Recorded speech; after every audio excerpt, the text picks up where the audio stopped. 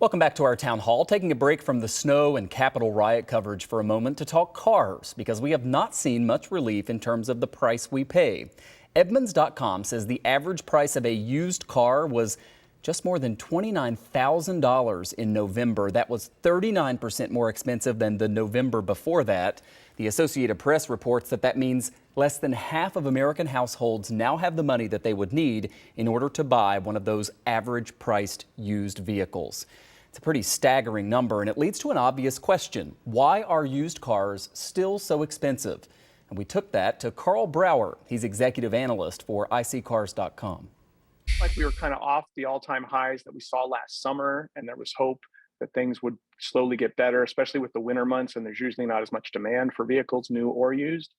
But it seems like there's also a lot of people who have kind of surrendered to the fact that they can't hold off buying a car any longer. They might have wanted one 6 months ago, and after another 6 months with no sign of it seriously coming down in price, they've surrendered to just needing a car.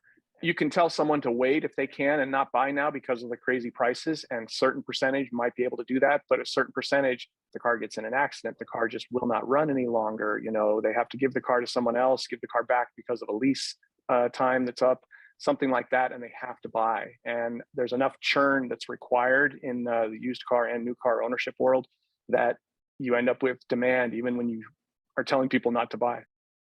All right, so Karl doing a good job explaining where we are right now, but what is the outlook moving forward? When could things get better? Karl says it is not a short-term fix.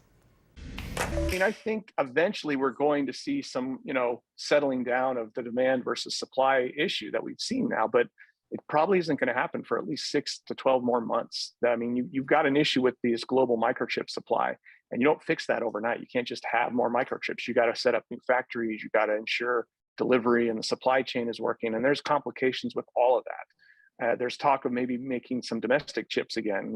God forbid the U.S. make its own products that it needs right here instead of assuming someone else will make it for us. So there's some hope in the future, but it's going to be a while. iSeeCars also looked at the most popular cars in terms of sales here in Buffalo throughout the last year, again, specifically our region. They found that the Chevy Equinox was the most popular new and used car here. It ranks lower than 20th nationally, but we tend to like it. Along with the national trends, though, the so-called big three trucks are very popular here. So you're looking at the Ford F-150, the Chevy Silverado, and the Dodge Ram. Is it Dodge anymore, or is it just Ram now? I don't know.